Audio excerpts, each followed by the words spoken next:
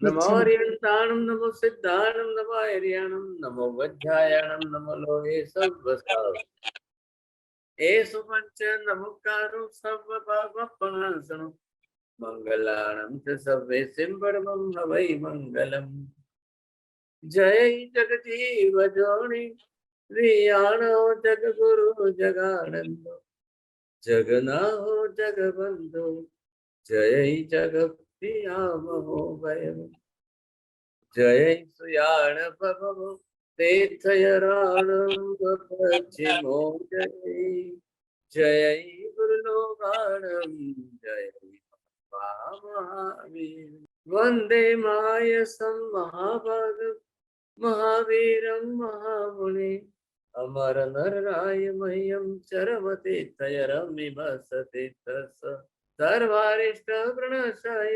सर्वाभिष्टार्थदाय सर्वलब्धि निधानाय श्री गौतम स्वामिने नमः श्री सुधर्म स्वामिने नमः अज्ञानतिमिरन्धनं ज्ञानाञ्जनशलाकया नेत्रमुन्मीलितं येन तस्मै श्री गुरवे नमः।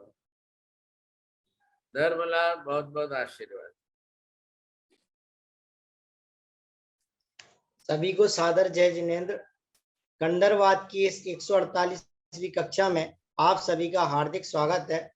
जैसा कि पूर्व कक्षा में हमने देखा था कि जो गुण है वही जो गुण है तो वह कर्म है। फिर साथ साथ में हमने देखा था कि जो आत्मा द्रव्य रूप है तो कर्म भी द्रव्य रूप है। फिर कर्म के दो डिवीजन किए थे जिसमें हमने द्रव्य कर्म और भाव कर्म पर चर्चा की थी। द्रव्य कर्म के अंदर ये देखा गया कि कार्बन वर्गणा के पुद्गल परमाणु को लेकर के जब आत्मा एक में होती है तब क्या होता है, कर्म बनते हैं, तो उसे क्या कहा जाता है, द्रव्य कर्म। और भाव कर्म के संबंध में इसी देखी कि राग द्वेष और कसायों के कारण कर्म बंधक जो भी परिणाम होते हैं उसे क्या कहा जाता है, भाव कर्म कहा जाता है। फिर ये चीज देखी कि कार्बन जो भाव कर्म की परिणति वाले जो जीव होते हैं वे ही कार्बन वर्गणा के पुद्गल परमाणुओं को ग्रहण करते हैं। और अंत में ये चीज देखी कि जिसका वीतरागता का गुण है वे अपने गुण से विपरीत आचरण करके कार्बन वर्गणा के पुद्गल परमाणु को ग्रहण करता है, तभी कर्म बनते हैं। ये चीज हमने पूर्व कक्षा में देखी थी। और साथ में ये देखा कि आत्मा का गुण क्या है। आत्मा का गुण तो उपवास बताया था, आहार आत्मा का गुण नहीं है, क्योंकि आत्मा आहार नहीं करती। परंतु जब वह कर्मों के बंधन से होती है तब वह क्या करता है, विपरीत आचरण करता है। इसलिए कहा जाता है कि आत्मा आहार कर रही है, परंतु आहार आत्मा का गुण नहीं है। ये पूर्व कक्षा के विषय में हमने जाना था। आगे कक्षा के लिए महाराज साहब से अजी विपुल जी, गुण को ही कर्म नहीं कहना है, कर्म को गुण नहीं कहना है, ध्यान रखिए। हाँ, हाँ कर्म के महाराज साहब, ऊपर गुण जो है तो कर्म है और कर्म है तो गुण है, हाँ, इस पर। गुण के ऊपर जो आवरण आए वो कर्म, ये बोल। जी जी हाँ जी, बहुत बहुत धन्यवाद साहब। आज पहली फरवरी के दिन हम बुधवार को यहाँ पर गणधरवाद की क्लास जो है ले रहे हैं।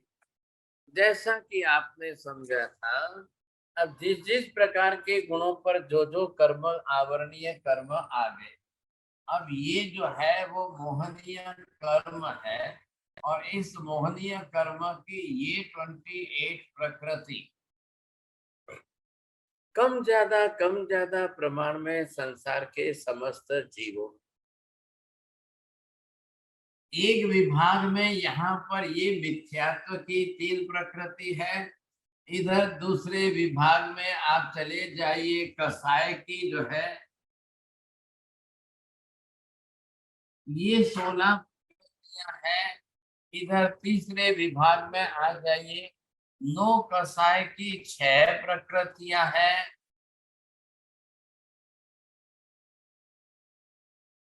और इधर आकर के आप देखेंगे ये वेद मोहनीय की 3 प्रकृतियां हैं। ये हो गई 28। ध्यान से समझिए, महावीर ये कह रहे हैं कि संसार के समस्त जीवों में ये पड़ी हुई है।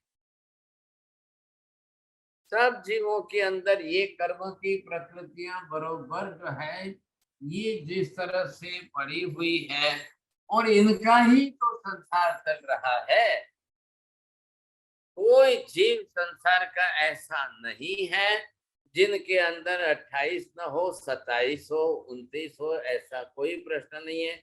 हाँ, जिस तरह से वेद मोहनीय के अंदर 3 है तो एक रहेगी किसी में भी।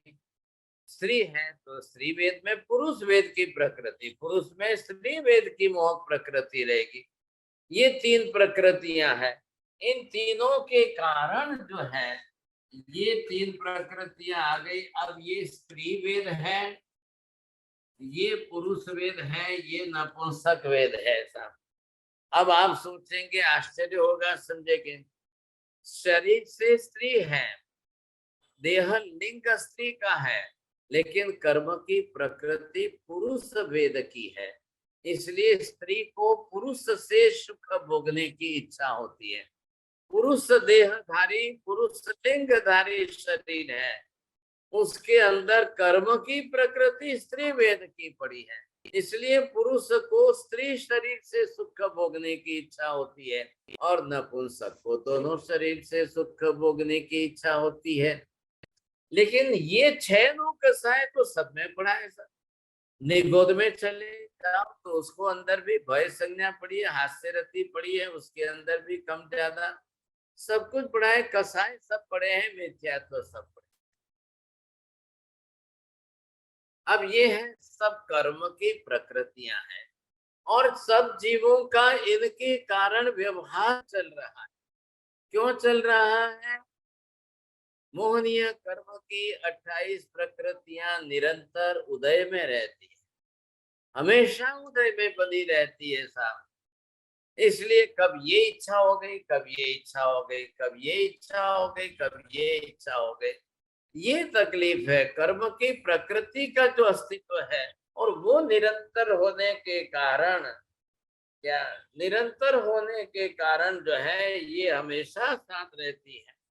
रास्ते चलते आप कोई किसी को देखते हो, मन के अंदर इच्छा हो जाती है। मोहनीय कर्म सबसे पहले इच्छा कारक है। अब बताइए, आप संसार में बिना इच्छा का कौन है? बिना इच्छा वाले संसार में है कौन?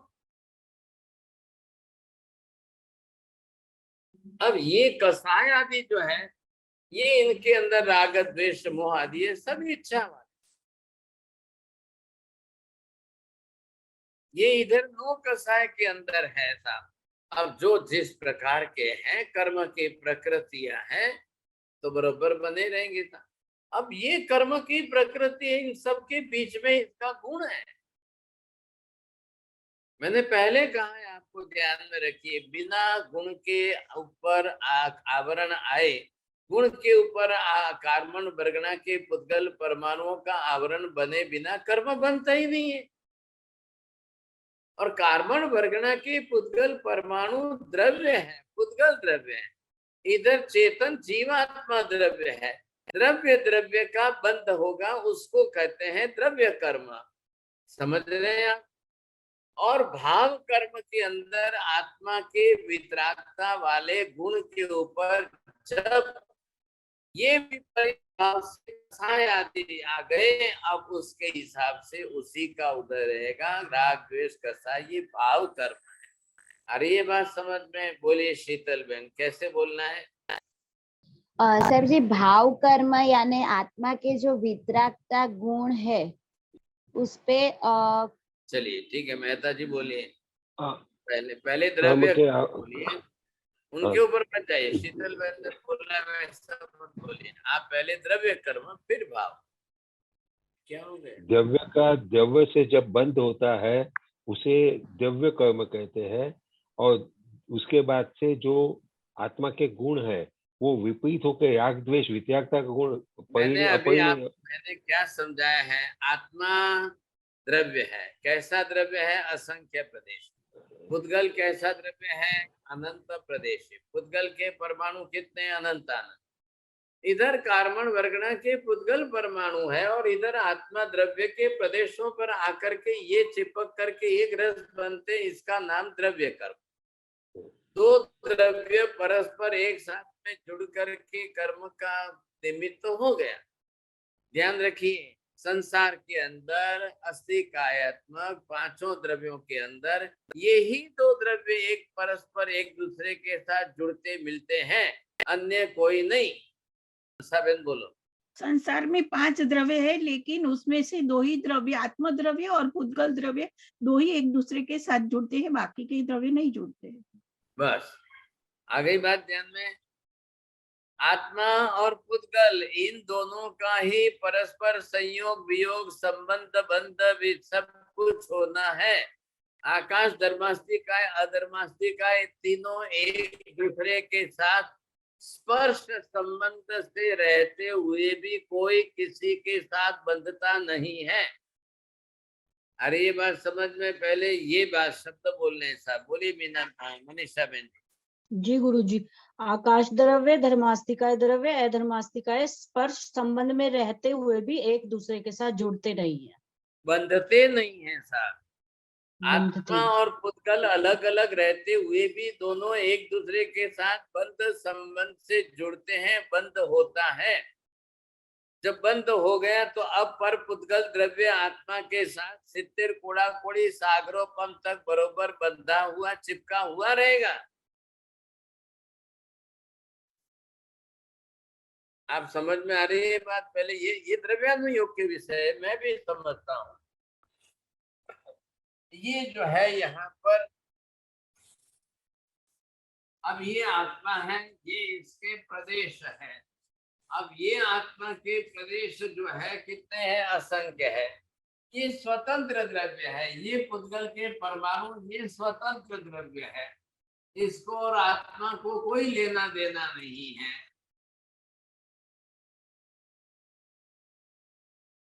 जैसे आत्म द्रव्य का अस्तित्व त्रिकाल नित्य शाश्वत है, वैसे ही पुद्गल द्रव्य का परमाणुओं का भी अस्तित्व त्रिकाल नित्य शाश्वत।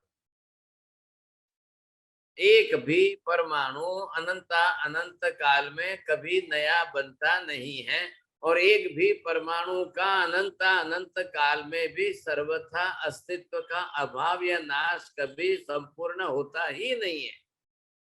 पहले ये शब्द बोलना है आपको।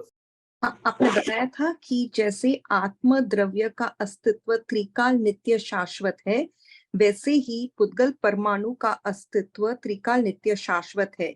एक भी परमाणु अनादि अनंत काल बना रहता है, वह कभी भी संपूर्ण नाश नहीं होता और कभी उत्पन्न भी नहीं, बनता भी नहीं। वो भी बोलिए, कोई नया परमाणु उत्पन्न नहीं होता है, कोई एक परमाणु नष्ट नहीं होता है। मेहता जी ध्यान रखिए, ये जो फिजिक्स का विषय है, अब परमाणु का साइंस समझने के लिए विषय है। फिर उन शब्दों को बैठाइए। मैं भी समझता हूँ कि आपके लिए ये वोकेबुलरी थोड़ी अलग प्रकार की होती है, तो समझने में तकलीफ जरूरी है। अब आप सीए हो तो सीए के अंदर कोई ऐसी टर्मिनोलॉजी तो आती नहीं है सर, ये टेक्निकल वर्ड तो आते ही नहीं है सर। तो ये यहाँ की साइंस है, मैं क्या करूं बताइए। जब ये समझ लोगे तो आप असत्य को समझ लोगे, लोग मिथ्यात्व फैला रहे उनको समझ लोगे। जब एक भी परमाणु कोई नष्ट होता ही नहीं है, और ऐसे अनंत अनंत अनंत अनंत परमाणु है, अब कोई परमाणु नष्ट नहीं होता है, तो ये क्या शंकर जी आकर क्या प्रलय करेंगे, मुझे ये बताइए। एक आत्मा भी नष्ट नहीं होती है, एक परमाणु भी नष्ट नहीं होता है, एक आकाश भी नष्ट नहीं होता है। धर्मस्थी का है, अरे द्रव्य तो जाने दो, एक परमाणु उनका एक प्रदेश नष्ट नहीं होता है। एक प्रदेश किसी भी द्रव्य का नष्ट नहीं होता है, तो नया उत्पन्न होगा कैसे? एक आत्मा उत्पन्न होगी कैसे? वो किसको उत्पन्न करेंगे, किसको आकर के बनाएंगे, कैसे बनाएंगे?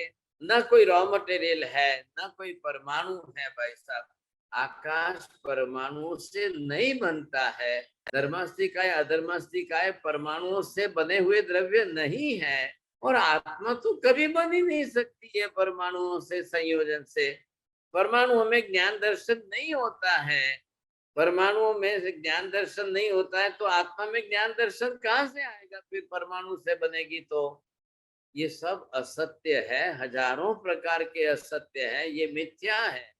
इनमें से बाहर निकलिए, ये मिथ्यात्व के वमल में हम ऐसे फंस गए कि इस दलदल में से बाहर नहीं निकल रहे, इसलिए सम्यक दर्शन नहीं हो रहा है। और मैं कोशिश कर रहा हूं कि दोनों बैलेंस में समझाऊं आप, मैं वो भी समझाता हूं, मैं आपको आंख खोलने के लिए असत्य आपकी जानकारी में लाता हूं। वो नहीं समझेंगे तो इस सच्चाई का भी अनुभव नहीं होगा। और इस महावीर के सिद्धांत की सच्चाई को समझने के लिए कसौटी पर कस के देखते उस समय जगत में असत्य किसने कैसा फैलाया है, क्या असत्य स्वरूप है, वो भी जानना इतना ही जरूरी होता है। वो नहीं समझोगे तो क्या पता चलेगा। मेरा बेटा फर्स्ट क्लास फर्स्ट आया है तो आपको बोलना पड़ेगा कि 10,000 विद्यार्थियों में फर्स्ट क्लास फर्स्ट आया। तो रिलेटिव सेंटेंस है ये।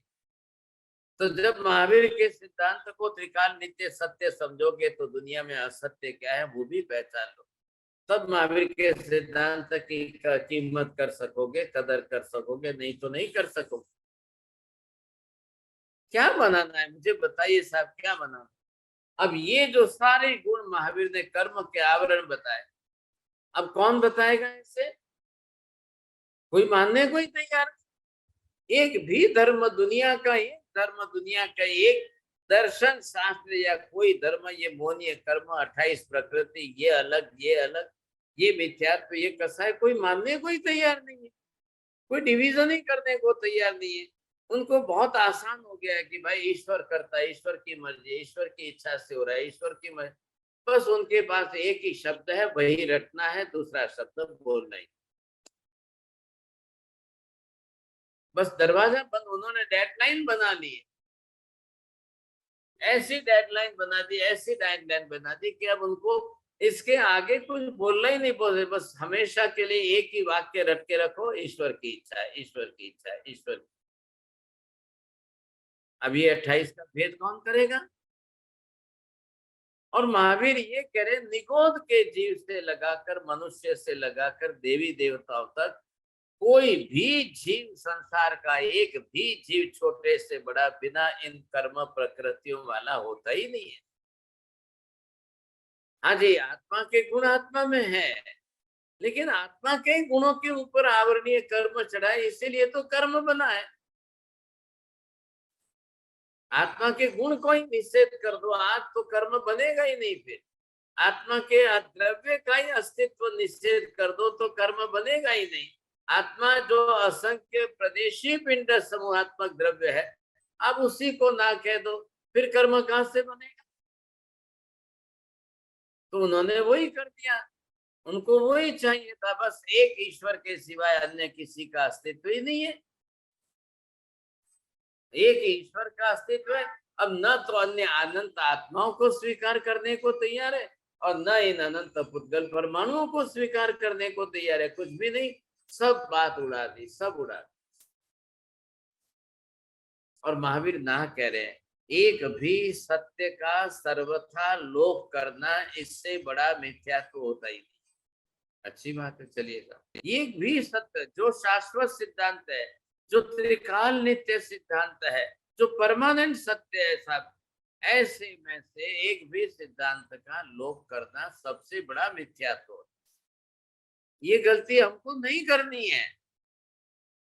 मैं पहले बात में आपको पहले ध्यान से समझा रहा हूँ, कोशिश कर रहा हूँ और कह रहा हूँ जरा ध्यान से सुन लो। हम जितना पदार्थों और द्रव्यों के बारे में समझ रहे, सीख रहे, उसके ही जितने शाश्वत सिद्धांत बने वो हमारे काम के। उन सिद्धांतों को त्रिकाल नित्य ऐसे शाश्वत सिद्धांतों का लिस्ट बना लो साहब, 1000 वीडियो हो गए हैं। आप एक एक में से एक एक सिद्धांत निकालोगे तो 1000 सिद्धांत, एक एक में से 10-10 निकालोगे 10,000 सिद्धांत हो गए, सभी विषयों। एक एक सिद्धांत त्रिकाल नित्य शाश्वत सिद्धांत। खास करके द्रव्यानुयोग के क्लास के जितने सिद्धांत है, कर्म शास्त्र के सिद्धांत के क्लास है, गणधरवाद के क्लास के सिद्धांत है, क्या ये पहले आप निकालो और इनको सबका लिस्ट बनाओ और उसका स्वाध्याय करो। ये हमारे सम्यक दर्शन का कारणीभूत आधार बन जाएगा। अरे भाई अरुण विजय तो कल है या नहीं है, क्या फर्क पड़ेगा उससे। सिद्धांत तो सर्वज्ञ के हैं, केवल एक के हैं सब। कोई अरुण विजय को मानने से सम्यक दर्शन नहीं आ जाता है। सर्वज्ञ के अकाट्य सिद्धांत, त्रैकालिक सिद्धांत, त्रिकाल नित्य शाश्वत सिद्धांतों को हम समझ रहे हैं। This is not the science which is ever changing form. All the principles and the doctrines of the field of science, it is ever changing system.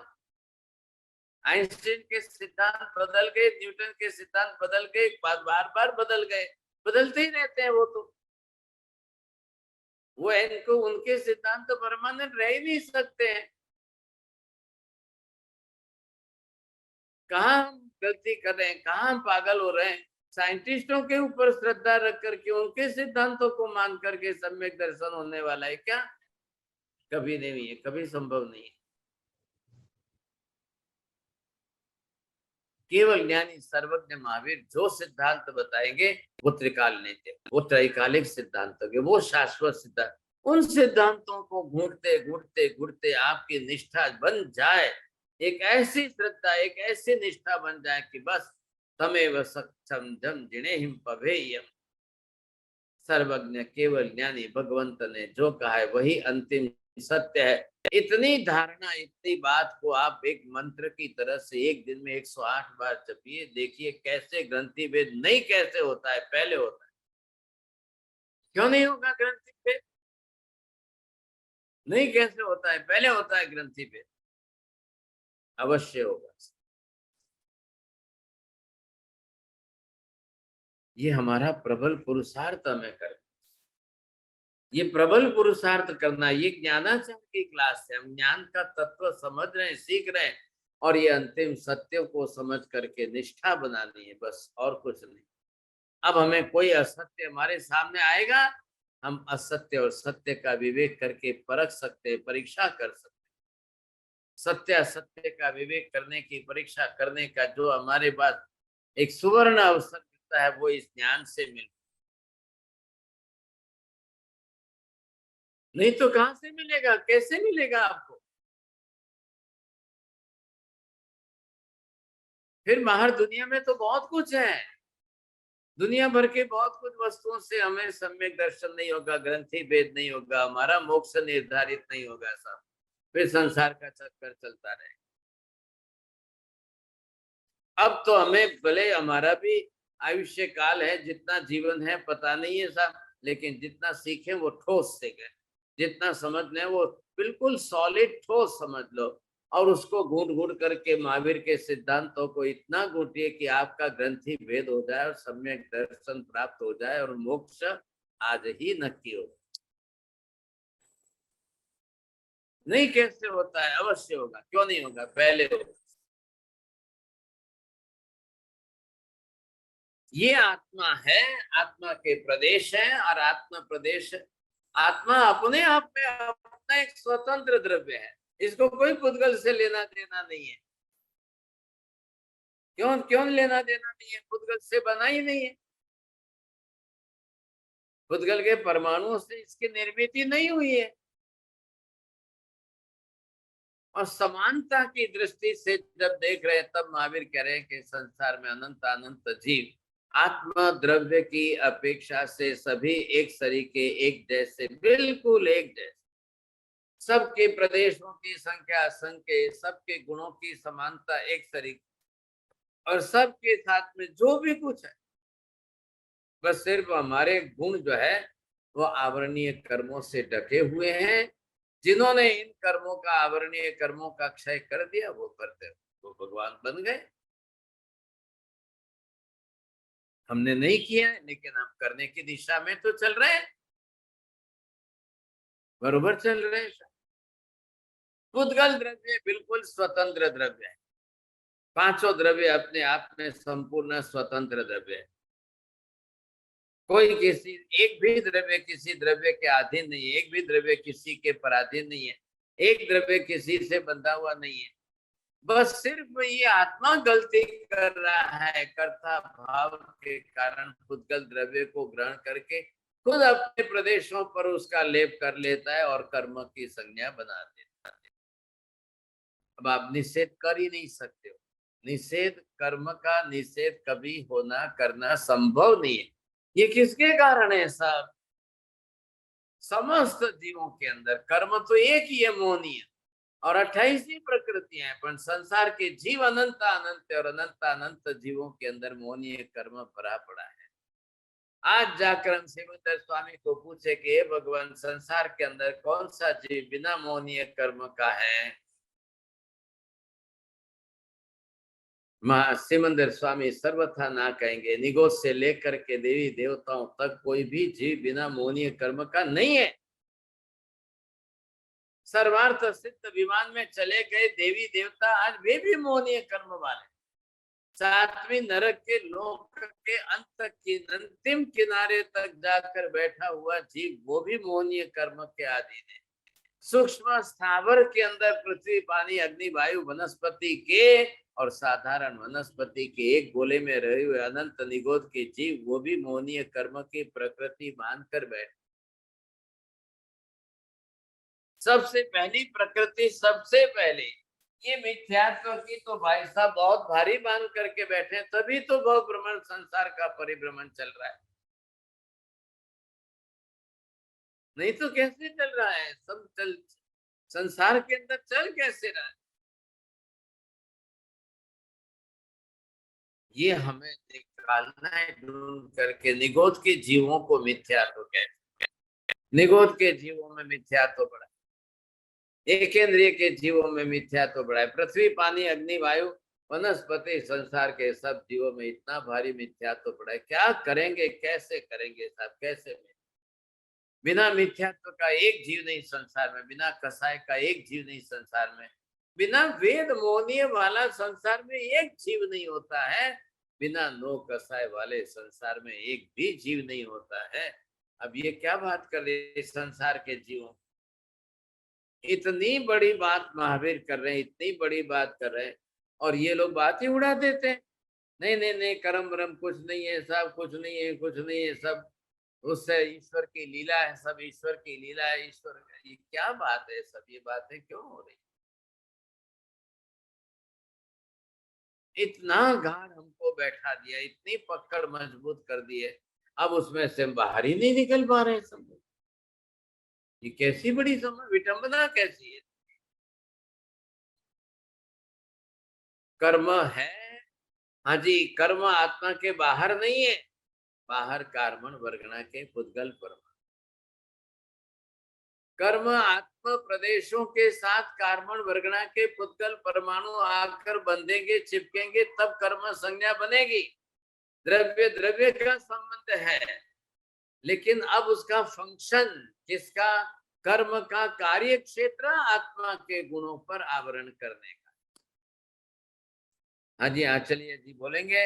आपने बताया कर्म का कार्य क्षेत्र आत्मा के गुणों पर ढकने का है या आवरण करने का है। हाँ, और कर्म की संज्ञा क्या है? कर्म बना कैसे? कर्म बना है, आत्मा क्रिया करती है, तब वो खींचकर पुद्गल परमाणु अपने आप में लेके आकर एक साथ रस हो जाता है। आत्मा प्रदेशों के साथ कार्बन वर्गणा के पुद्गल परमाणुओं का बंध होकर एक रसीकरण होना, तब जाकर कर्म की संज्ञा बनेगी। इसलिए कर्म आत्मा के बाहर नहीं होता है। क्यों नहीं होता है? आत्मा के प्रदेश शरीर से बाहर नहीं है। कार्बन वर्गणा के पुद्गल परमाणु शरीर के बाहर 14 राजलोक में सर्वत्र है, उसमें कोई राय नहीं है।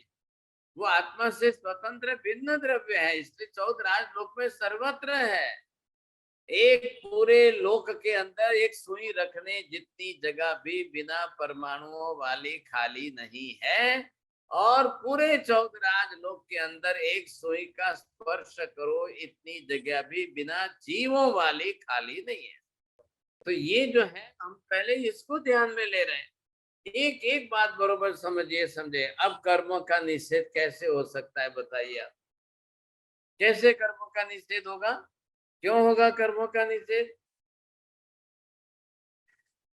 बिना कर्म का तो संसार में एक भी जीव नहीं है। इन्होंने क्या कर दिया, जीवों का ही अस्तित्व उड़ा दिया। बस एक ईश्वर के सिवाय दूसरे कोई जीव ही नहीं है, दूसरे कोई आत्मा ही नहीं है। अब बताइए साहब, जो सिद्धांत आप स्थापना करो उसको उड़ा देंगे। उनको हर किसी भी हालत में अपने ईश्वर को मानने के अस्तित्व को बरोबर बनाए रखना है।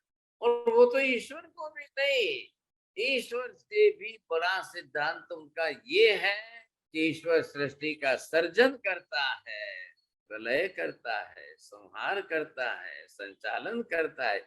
ये मानो तो ईश्वर, नहीं तो नहीं। बोलिए साहब, अब क्या करना क्या? उनके वहां ये बात महत्व की है। वो इसलिए कर्म को प्राधान्यता देने के लिए ईश्वर की बात ही उड़ा दी उन्होंने, जीवों के अस्तित्व की बात ही उड़ा दी। ऐसी गलती नहीं करनी चाहिए साहब। आप बरोबर सत्य को समझिए, पदार्थों का सत्य समझिए, पदार्थों के अस्तित्व को सही समझिए, तब जाकर के आप बात बैठा सकते हो, नहीं तो नहीं बैठा सकते। ये बात ध्यान में रखिए।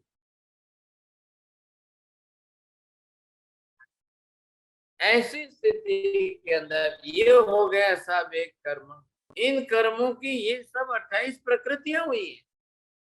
अब अनंत अनंत काल के अंदर एक भी केवली ने 28 की 29 नहीं बनाई, और अनंत अनंत काल में एक भी केवल ज्ञानी ने 28 की 27 नहीं बनाई।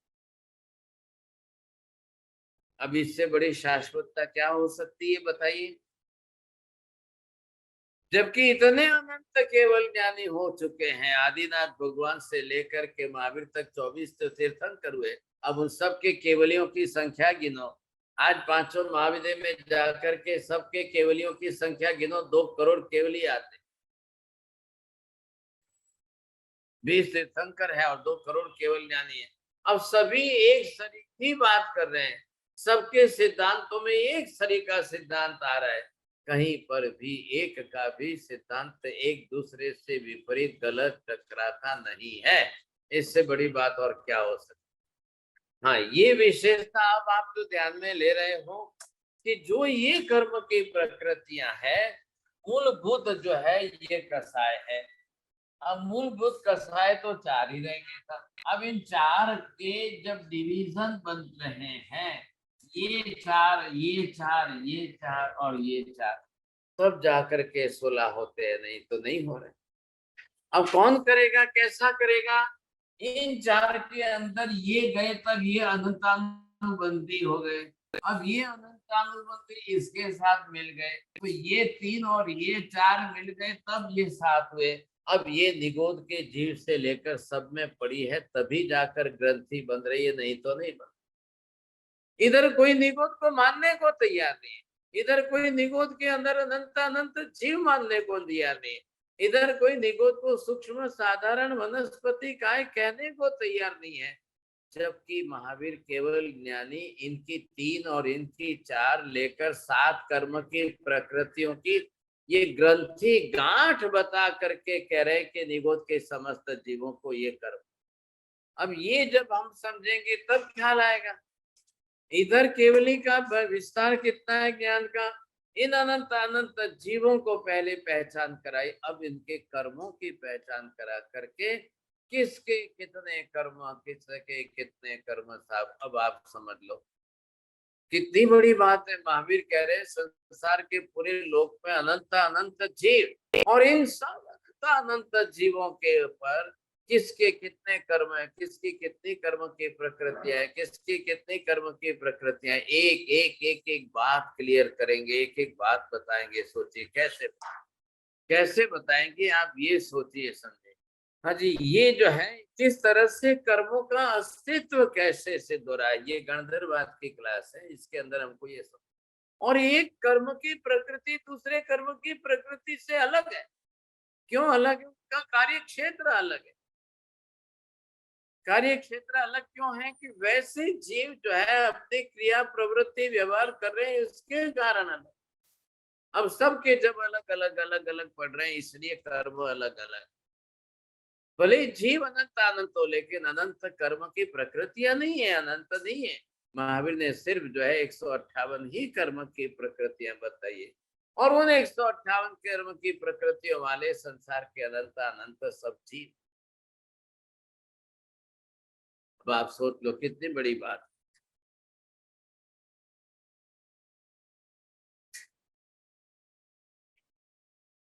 ऐसी स्थिति के अंदर संसार के अनंत अनंत इन जीवों का स्वरूप जो है, ये हम कैसे समझ पाएंगे, कैसे सीख पाएंगे, क्या ख्याल आएगा?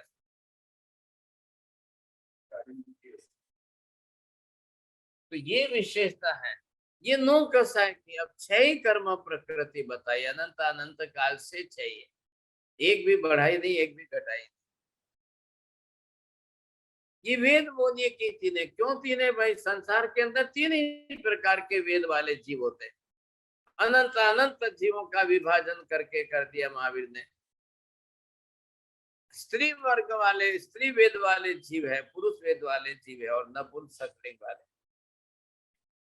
अब आप एक एक के बारे में जब डिवीजन करके समझोगे, 7 नरक के अंदर सभी नारकी जीव है। कितने नारकी जीव है 7 नरक में? बोलिए शीतल। असंख्य। असंख्य। अब जितने असंख्य नारकी जीव है, अब वो सभी स्त्री है कि पुरुष है? भाई साहब ध्यान रखना, नरक के अंदर कोई स्त्री नहीं है, नरक के अंदर कोई पुरुष नहीं है, सभी नपुंसक। अब क्या वृत्ति होगी, सोचिए, क्या वृत्ति बनेगी, कैसी प्रवृत्ति? जब इतने असंख्य नारकी जीव नरक में, सभी संगी पंचेंद्रिय पर्याप्त जीव और सब नपुंसक होंगे, तो नरक में हालत क्या होगी? ये भी तो कर्म की प्रकृति है ना, ये भी संज्ञा के रूप में है, ये उदय में रहती है। अब नरक के अंदर की क्या हालत होगी? 1000 बार हम सिर झुकाए ना, तो भी केवलियों के ऋण को नहीं चुका सकते हैं। इन 7 नरक के स्वरूप बताना, भौगोलिक स्वरूप बना, क्षेत्रीय स्वरूप बता करके वहां जीवों का प्रमाण, वहां जीवों का जन्म मरण, वहां उनका आयुष्य काल, वहां उनके कर्म प्रकृति। भाई साहब, इतना डिटेल, इतना विस्तार से दुनिया का एक धर्म नहीं बता रहा है, एक धर्म नहीं समझा। ये कितनी बड़ी बात है, सोचिए आप। अब हम एक एक कर्म की प्रकृतियों का हिसाब करेंगे, किन कर्मों का स्वरूप कैसा है और कैसे कर्मों का अस्तित्व सिद्ध हो रहा है। अब बिना कर्म का संसार में कोई जीव ही नहीं है साहब।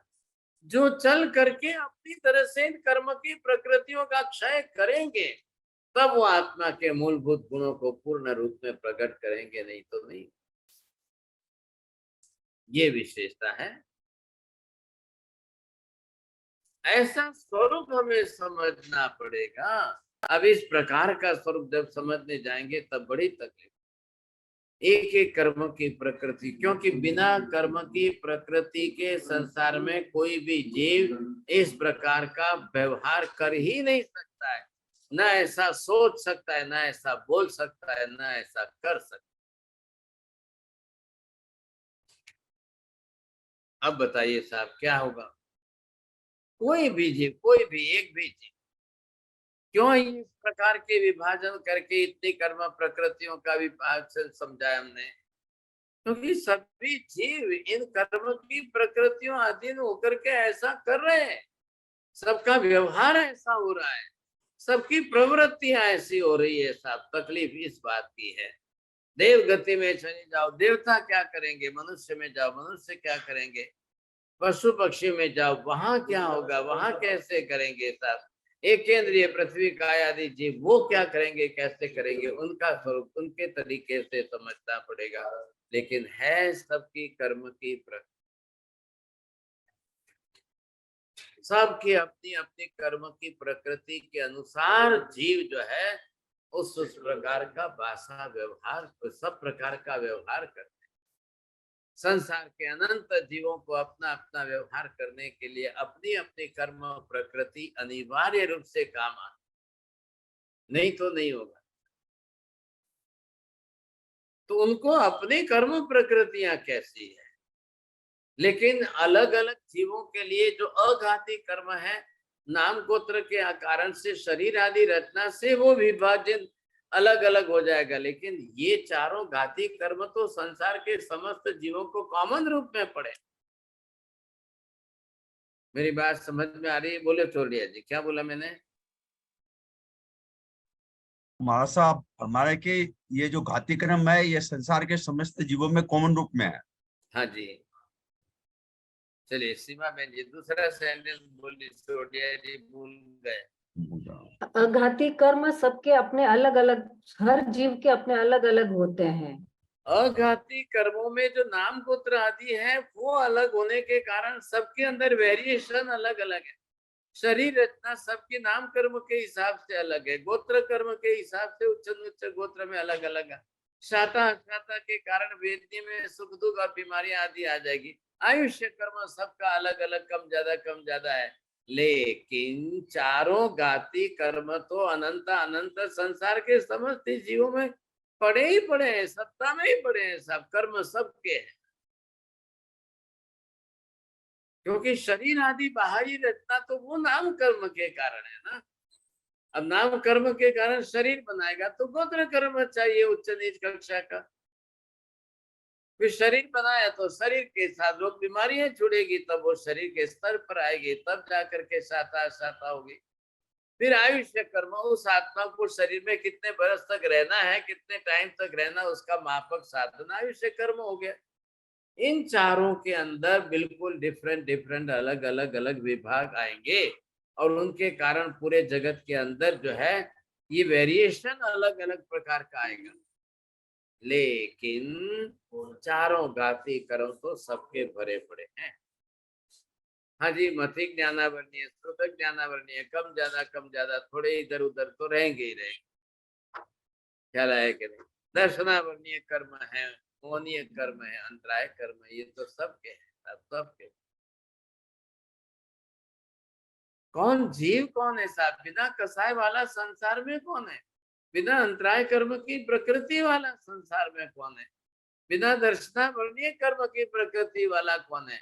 इतनी व्यापक कर्म की प्रकृति, ज्ञानावरणीय की 5, दर्शनावरणीय की 9, मोहनीय की 28, अंतराय की 5, ये 47 कर्म की प्रकृतियां जो महावीर ने डिवीजन करके समस्त जीवों में बताई। आत्मा एक शरीर की एक जैसी है साहब। शरीर छोटा बड़ा है, इसके कारण आप निगोद के और पृथ्वी काय के और सूक्ष्म और बादल, ये व्यवहार खाली पर्यायात्मक व्यवहार के रूप में है, इसलिए है बस। ये क्या है? ये तो पर्याय का व्यवहार है। शरीर धारण करने से आत्मा की पर्याय बनी है। त्रिकाल नित्य ऐसी आत्मा शरीर के अंदर आकर जन्म मरण लेती है, इसलिए पर्याय का उत्पाद भी हो रहा है। मूल द्रव्य रूप से तो आत्मा त्रिकाल नित्य शाश्वती है, ध्रुव स्वरूप में द्रव्य है। द्रव्य अविनाशी है, अनुत्पन्न है, त्रिकाल नित्य है, लेकिन शरीर की अलग अलग पर्याय बदलती जाएगी, तब जो पर्याय धारण करेगा उस पर्याय से पहचानी जाएगी। पहले ये समझिए आप। अब शरीर पर्याय, शरीर तो पुद्गल का बना है, अब पुद्गल को लेना कैसे, शरीर बनाना कैसे, रूप रंग आदि देना कैसे, ये सब नाम कर्म की प्रकृतियों के बिना बनना संभव ही नहीं है। तो संसार में सबके जो शरीर के वेरिएशन हम देखते हैं वही प्रूव कर रहा है कि भाई इतने प्रकार के, इस प्रकार के कर्म। हाँ जी बोलिए साहब, आचलिया जी बोलिए, प्रश्न पूछे, टाइम हो जाए। हाँ महाराज साहब, मैंने ये पहले बार भी पूछा था, जो मिथ्यात्व सम्यक्त्व मोहनीय है, उसका आप प्रैक्टिकल एग्जाम्पल बता सकते हो महाराज साहब? जी हाँ, सत्य में ही मोहित होना, the doubt in the truth, such type of the doubt in the truth, particularly either this is right or wrong। क्या कोई भी सत्य पदार्थ लिया, सत्य तत्व लिया, अनंत अनंत जीव आत्मा है, और ये बोला कि आलू प्याज में अनंत जीव है, again you will create some doubt, how it is possible, no no no, in the इतना छोटा सा लसन है उसमें कैसे अनंत जीव आएंगे? ये सम्यक तो में मोहनी हो जाए। जब एक सत्य आपने समझ लिया एक सत्य आपने क्लियर कर लिया, but again you have some doubt on that truth. You see, always it is the ultimate truth, but you are creating some doubt in that. वो सत्य में ही आपको चक्कर खा रहा है। फिर आप बोलते हो नहीं मैं तो मानता हूँ, मैं तो बरोबर मानता हूँ, सब मैं तो बरोबर। अरे भाई क्या मान रहे हो आप? जो मान रहे हो उस सत्य को भी तो आप क्लियर करो, ये भी तो इतना ही जरूरी है। हाँ जी बोलिए छोड़िए। हाँ महाराज साहब, ये आपके शाश्वत सिद्धांत पर कोई किताब आती है क्या महाराज? कोई कि अरे भी भाई इतना साहब कोई किताब कहाँ से लाऊं मैं? कहाँ से किताब लाऊं मैं? ये हमने इतना 1000 वीडियो में सीखा है, उसमें से अच्छा। आप सुन करके इकट्ठे कर लो ना अलग। हाँ अगले महीने जो है ये हमारी क्लासों को 3रा बरस पूरा हो जाएगा। अभी आपके हाथ में सिर्फ जो है ये 28 दिन ही बचे। इतने सिद्धांत सीखे हमने, इतने सिद्धांत सीखे, अब वो समझ करके आपको क्लियर तो करना ही पड़ेगा ना। आप चुन करके अलग, जैसे जब ग्रामर सीखते थे तो रूल्स नहीं अलग लिख लेते थे, हाँ लिखते हैं। वैसे। अच्छा हाँ महाराज साहब, एक बात और थी महाराज साहब, आपका भी सांख्य दर्शन, ये कोई सांख्य दर्शन नाम का भी कोई दर्शन है, वो हाँ लोग है, क्या बोलते हैं महाराज? वो भी जरूर है, इनका वैदिक है। वेदों के अंदर जो आता है उन्हीं की एक ब्रांच है साहब। सांख्य भी है, मीमांसा की है, नैयायिक भी है, वैशेषिक भी है। ये सब के अलग अलग अलग अलग थोड़े थोड़े चेंज करके सबने अलग अलग बना दिया है। अब सबकी स्टडी करोगे, आप सबकी स्टडी करोगे तब आपको पता चलेगा कौन कितना असत्यवादी है और कौन कैसे सत्यवादी है। ये तभी पता चलेगा, नहीं तो नहीं पता चलेगा। नमो अरिहंताणम, नमो सिद्धाणम, नमो आर्याणम, नमो वज्रायाणम, नमो लोये सव्वसाहुणम। एषु पंचनमकारो सर्वपापप्रणाशनो मंगलानं च सव्येसिं परमं हवै मंगलम्। मंगलम भगवान विष्णु, मंगलम गौतम प्रभु, मंगलम सूलिभद्राद्य जैन धर्मोस्तु मंगलम। चत्तारि मंगलम अरिहंता मंगलम, सिद्धा मंगलम, साहु मंगलम, केवली पन्नतो धम्मो मंगलम। चत्तारि लोकोत्तम, अरिहंता लोकोत्तम, सिद्धा लोकोत्तम, साहु लोकोत्तम, केवली पन्नतो धम्मो लोकोत्तम। चत्तारे शरणं पवज्जामि, अरिहन्ते शरणं पवज्जामि, सिद्धे शरणं पवज्जामि, साहु शरणं पवज्जामि, केवली पन्नतं धम्मं शरणं पवज्जामि। सर्वमंगलमांगल्यं सर्वकल्याणकारणं प्रधानं सर्वधर्म जैनं जयति शास्त्रम्। धर्म लाभ, बहुत बहुत आशीर्वाद।